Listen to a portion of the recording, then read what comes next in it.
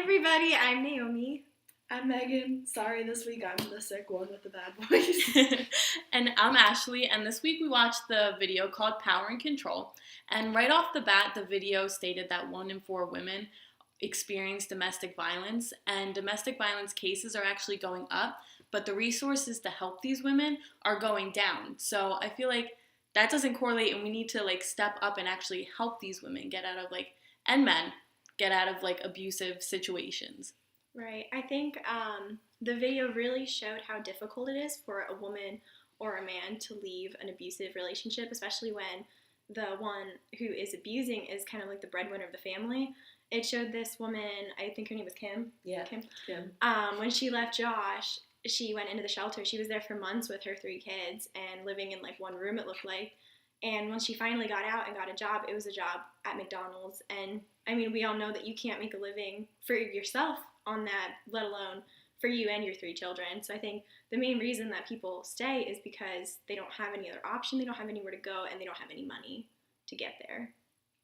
And I thought this movie was also cool because it showed the male point of view as well, and how domestic violence is kind of learned through our societies, not just in the US, but across the world, our concept of toxic masculinity, where the man has to be in control, and if he's not controlling his woman, he's weak. So I thought that was really cool, and how they mentioned this problem, people came to the Duluth program and they were oh, this is happening in China and other countries. It's not just a problem that's unique to us, and it's not a individually based product. Josh was talking about how he saw his dad beat his mom, so he was just angry and he wanted to get control of his life, and he learned that he could do that through power and aggression. And then Kim was talking about how growing up she didn't see her mom leave her abusive father, which to me makes a lot of sense to why she wouldn't leave, because she saw her mom kind of put her safety as a lower priority than having her family intact, and also having that financial support. So I liked that. It gave me a new point of view, and I think the other people who were kind of going against what Duluth said had an interesting point that too often we do focus on just separation. So I was kind of mixed on when I saw Kim and Josh get back together.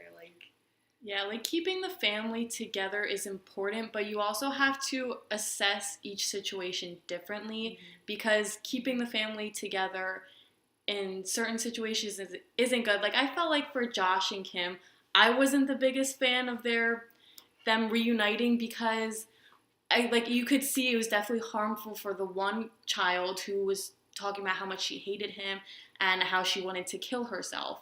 So I think in that situation, it may not be the best to have him around, and I don't know. Right. I think we talked about earlier how you kind of have to make the decision of, is it better for the children to live in a family with both parents, or is it better for them to live in a family where you are a separated family, but the abuser isn't present and isn't harming those children?